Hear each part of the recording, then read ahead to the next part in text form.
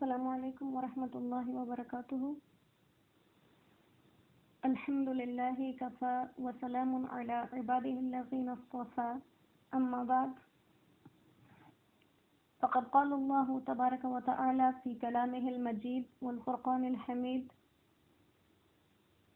اعوذ باللہ من الشیطان الرجیم، بسم اللہ الرحمن الرحیم۔ لقد يسرنا القرآن للذكر فهل من مدكر؟ وقال النبي صلى الله عليه وسلم: خيركم من تعلم القرآن وعلمه، أو كما قال عليه الصلاة والسلام۔ اللهم صل على محمد وعلى آل محمد كما صليت على إبراهيم وعلى آل إبراهيم إنك حميد مجيد۔ اللهم بارك على محمد وعلى آل محمد كما باركت على إبراهيم وعلى آل إبراهيم إنك حميد مجيد۔ رب اشرح لي صدري ويسر لي أمري واحلل عقدة من لساني يفقهوا قولي۔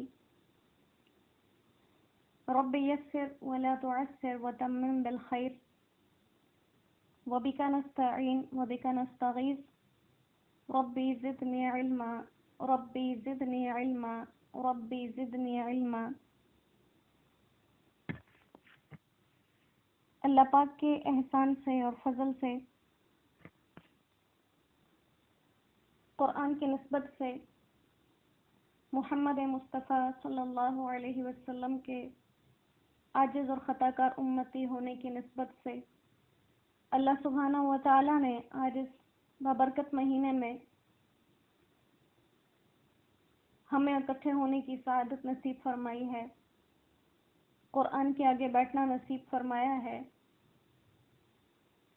اور یقین جانیے یہ بہت ہی بڑی قسمتوں کی بات ہے، یہ بہت بڑی قسمتوں کی بات ہے۔ ہمیشہ یہ بات اپنے ذہن میں رکھیں، اس کی محبت کے بغیر کوئی اس کی کتاب کو ہاتھ نہیں لگا سکتا۔ وہ نہ چاہے تو کوئی انسان ایک لفظ اس کی تعریف کا نہیں کہہ سکتا، کوئی اس کے آگے نماز پر نہیں کھڑا ہو سکتا۔ یہ اس کی محبتوں کی علامتیں ہیں۔ اللہ سبحانہ و تعالی ہمارے ساتھ اپنی محبتوں کو اسی طرح سے قائم و دائم رکھے۔ امام غزالی رحمۃ اللہ علیہ کی ایک بات ہے، وہ فرماتے تھے کہ لوگوں، اگر تمہیں معلوم ہو جائے کہ ملک کا وزیر اعظم یا بادشاہ تمہارے گھر آنے والا ہے تو تم ہفتے پہلے اپنے گھروں کو رنگ لوگے، رنگ روغن کرا لوگے، دیواریں صاف کر لوگے، فرش صاف کر لوگے، چھتوں کو صاف کر لوگے، سجا لوگے، سنوار لوگے۔ تو جب اللہ کے آگے بیٹھتے ہو، اللہ کو دل میں بسانا چاہتے ہو، تو اپنے گندے دل لے کر کیسے اس بادشاہ کا استقبال کر سکتے ہو؟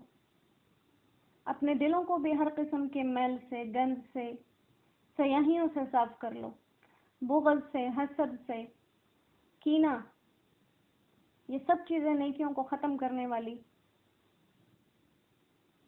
ان سب کو اپنے دلوں سے نکال دو تو وہ مہربان رب اس دل کے اندر آ جائے گا۔ اللہ سبحانہ و تعالیٰ نے اپنے ملنے کا پتہ جو بتایا تو یہ نہیں کہا کہ مجھ سے ملنا ہے تو عرش پر آؤ، مجھ سے ملنا ہے تو فلاں ملک چلے جاؤ، مجھ سے ملنا ہے تو فلاں شہر چلے جاؤ۔ اللہ فرماتے ہیں کہ میرے اور تمہارے ملاقات کے درمیان کا فاصلہ بس ایک بالشت کا ہے۔ آنکھ بند کرو اور دل میں مجھے سوچو، میں تمہارے دل کا مکین ہوں۔ اور جتنا کسی انسان کا دل صاف ہوگا اتنا ہی اس میں اللہ سبحانہ و تعالیٰ کی محبت نظر آئے گی۔ علماء فرماتے ہیں جیسے کوئی شیشہ ہو، کوئی آئینہ ہو، بہت عرصے کہیں پڑا رہے اور اس پر گرد جم جائے، اس میں کوئی اپنی شکل دیکھنا چاہے تو وہ نظر نہیں آئے گی۔ جب شیشے کو صاف کریں گے، گرد کو ہٹائیں گے تو پھر اس میں اپنی شکل نظر آئے گی۔ اسی طرح جب دلوں کے اوپر گندگی لگ جائے، گناہوں کے زنگ لگ جائیں، اس میں اللہ کی معرفت اور اللہ کی پہچان نہیں آتی۔ جب یہ صاف ہو جاتے ہیں پھر اللہ کی پہچان نصیب ہو جاتی ہے۔ اللہ ہمیں اپنی پہچان نصیب فرما دے۔ اس کے ساتھ ایک بہت اہم بات جو میں نے پڑھی حدیث پاک کا مفہوم ہے کہ میری طرف سے تمہیں ایک بات بھی پتہ چلے تو اسے آگے پھیلا دو، کیا پتہ آگے سننے والے تم سے زیادہ بہترین عمل کرنے والے ہوں۔ تو صرف اس نیت سے، یہ بات آگے پہنچانے کی نیت سے، حدیث پاک پر عمل کرنے کی نیت سے یہ بات میں نے پڑھی اور میرے دل کو ٹھیس پہنچی اس بات سے، اس وجہ سے میں یہ بات یہاں کر رہی ہوں، حالانکہ اس وقت کے سبق سے اس کا تعلق نہیں ہے۔ فرماتے ہیں ایک بہت بڑے عالم تھے، وہ مدینہ طیبہ گئے تو وہاں ان سے کسی نے ایک بزرگ کے بارے میں کہا کہ یہ بزرگ ہیں، انہیں ہمیشہ حضور صلی اللہ علیہ وسلم کی زیارت کا شرف حاصل ہوتا رہتا ہے۔ تو فرماتے ہیں میں ملنے گیا تو میں نے ان سے بات چیت کی اور ان سے پوچھا کہ کوئی خاص واقعہ، کوئی خاص بات آپ اپنی ملاقات کے بارے میں مجھے بتا دیں۔ تو ان بزرگ نے کہا کہ میں حضور صلی اللہ علیہ وسلم سے جب کبھی بھی زیارت کا شرف مجھے ہوتا ہے میں ان سے کوئی نہ کوئی بات پوچھتا ہوں۔ ایک دفعہ میں نے ان سے پوچھا کہ حضرت آپ صلی اللہ علیہ وسلم کی زندگی میں جب کوئی آپ کے سامنے آتا تھا اور آپ اس سے کسی وجہ سے ناراض ہوتے تھے تو اگر وہ انسان سامنے آ کر سلام کرتا تھا تو آپ منہ دائیں جانب موڑ لیتے تھے، جواب نہیں دیتے تھے۔ اگر وہ دائیں جانب سے آتا تھا تو آپ اپنا رخ مبارک بائیں جانب پھیر لیتے تھے، سلام کا جواب نہیں دیتے تھے۔ اگر وہ انسان بائیں جانب سے آ جاتا تو آپ رخ مبارک کسی اور طرف پھیر لیتے، غرض اس سے منہ موڑ لیتے تھے اور سلام کا جواب نہیں دیتے تھے۔ اب آپ کے روضہ اقدس پر جب کوئی انسان آئے، گنہگار آئے، آپ کو سلام کرے تو کیا اب بھی آپ اس کے سلام کا جواب نہیں دیتے؟ یہ کیا ماجرا ہے؟ تو حضور صلی اللہ علیہ وسلم نے فرمایا کہ میرا معمول ویسا ہی ہے جیسے دنیا کے اوپر رہتے ہوئے تھا۔ اگر میرے روزے پہ کوئی ایسا شخص آتا ہے جو اپنی داڑھی منڈا دیتا ہے اور مجھے سلام کرے تو میں آج بھی اس کے سلام کا جواب نہیں دیتا۔ تو یہ بہت اس چیز میں مجھے تکلیف دی۔ ہم اپنی آنکھوں سے اپنے بہت سے قریبی لوگوں کو جانتے ہوتے ہیں جو جاتے ہیں اس حال میں، تو یہ بات صرف اس نیت سے کرنے کا مقصد یہ ہے کہ کسی انسان کو اللہ اتنی سعادتیں دے دے کہ وہ نبی کے روزے پر چلا جائے لیکن اتنی بڑی بدنصیبی اسے مل جائے کہ سلام کا جواب نہ ملے۔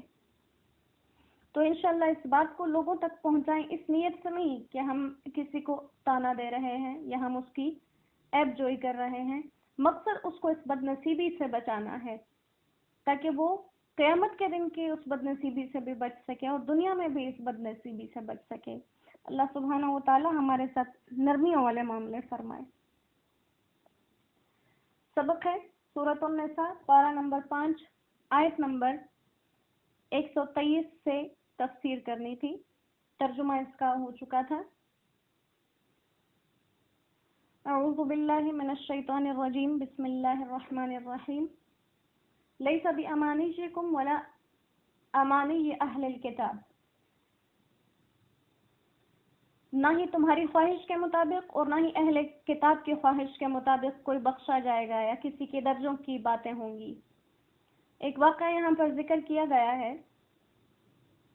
کہ ایک مرتبہ کچھ مسلمان اور کچھ اہل کتاب یعنی یہودیوں کے درمیان آپس میں فخر والی باتیں ہونے لگیں۔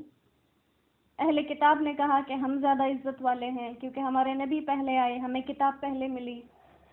مسلمانوں نے کہا کہ ہم زیادہ شرف والے ہیں کیونکہ ہمارے پاس خاتم النبیین ہے، ہمارے پاس وہ کتاب ہے جس کے بعد کوئی کتاب نہیں آئے گی، وہ شریعت ہے جس کے بعد کوئی شریعت نہیں آئے گی۔ تو اس پر اللہ سبحانہ و تعالی نے یہ آیتیں نازل کر دی کہ صرف فخر کر دینا اور خواہشیں کر دینا میں اس نبی کا امتی ہوں، میں اس کتاب کا ماننے والا ہوں، یہ بخشش کے لیے کافی نہیں ہے۔ اگر کوئی انسان نبی کو مانتا ہے، اس کی لائی ہوئی کتاب پر، اس کی لائی ہوئی شریعت پر عمل کرتا ہے تو ہاں وہ بلا شبہ اللہ کے نزدیک درجے میں بڑا ہے۔ کوئی نبی کا امتی ہے لیکن اعمال اس کے نبی کے امتی والے نہیں، اپنی شریعت کے خلاف ہیں، کتاب کے خلاف ہیں، تو اس کو صرف اس نبی کے محض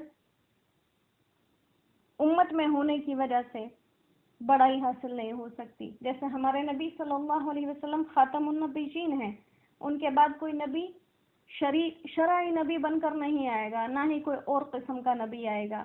حضرت عیسیٰ علیہ السلام آئیں گے لیکن امتی کی حیثیت سے آئیں گے، نبی ہو کر شریعت لا کر وہ اس حیثیت سے پیغمبر بن کر نہیں آئیں گے۔ وہ حضور صلی اللہ علیہ وسلم ہی کی شریعت کی تابع داری کریں گے اور اسی کو بڑھائیں گے آگے۔ تو ہمارے نبی چونکہ خاتم النبیین ہیں، تو یہ موجودہ دور کے اندر جتنے بھی لوگ ہیں، چاہے وہ حضور کو نبی مانتے ہوں یا نہ مانتے ہوں، یہ کہلائے تو امتی جاتے ہیں۔ ہاں، کامیاب امتی کون ہے؟ جو ان کا کلمہ پڑھ لے، ان کا اقرار کر لے اور ان کی شریعت کو آخری شریعت مانے، ان کی کتاب کو آخری کتاب مانے، ان کو آخری نبی مانے، ایسے اعمال کرے۔ یہ کافر بھی ہمارے نبی کے امتی ہیں، لیکن امتیوں میں غیر طبقہ کیوں ہے؟ کیونکہ مانتے نہیں ہیں، منکر ہیں، انکار کر رہے ہیں۔ اگر یہ بھی کلمہ پڑھ لیں تو یہ بھی امت میں شامل ہو جائیں گے۔ تو اللہ نے یہاں پر ایک بہت بڑی غلط فہمی کو دور کر دیا، اور اسی کے اندر دوسری طرف یہ بات بھی آئی کہ صرف جیسے نبی کا نام لے کر فخر کرنا، اس سے کام نہیں چلے گا، ایسے ہی دنیا میں ہم جو اپنے آپ کو کسی بڑے خاندان کے ساتھ لگا لیتے ہیں، کسی بڑی ہستی کے ساتھ لگا لیتے ہیں، میرے دادا پر دادا نانا اوپر کہیں کسی لڑی میں بزرگ گزرے ہیں تو ہم چونکہ ان کی لڑی سے ہیں تو بخشے بخشائے ہیں، ایسا کوئی حساب کتاب نہیں ہے۔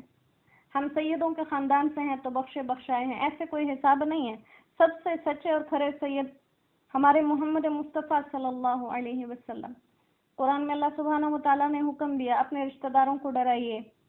آپ پہاڑ پر چڑھ گئے، آپ نے اپنے تمام رشتہ دار خاندانوں کے نام لیے، سب کو ایک ایک کا نام لے کر پکارا، آخر میں اپنی پھوپھی حضرت صفیہ رضی اللہ تعالیٰ عنہ کو پکارا، اے میری پھوپھی صفیہ، اگر اعمال کرنے ہیں تو اعمال کر لو، خود کو بچا لو، میں قیامت کے دن کے عذاب سے تم لوگوں کو نہیں بچا سکوں گا۔ اپنی بیٹی حضرت فاطمہ الزہرا کو مخاطب کیا، فاطمہ اگر کچھ کر سکتی ہو اپنے لیے تو اپنے آپ کو اس دن کی پکڑ سے بچا لو، میں تمہیں قیامت کے دن کام نہیں آ سکوں گا۔ تو صرف اپنے آپ کو کسی کے ساتھ منسوب کر دینے سے اور پھر اس کے طریقوں کو نہ مانا جائے، عمل کو نہ مانا جائے، تو اس چیز کے اوپر اللہ نے فرمایا کہ نجات اور خلاصی نہیں ہو سکتی۔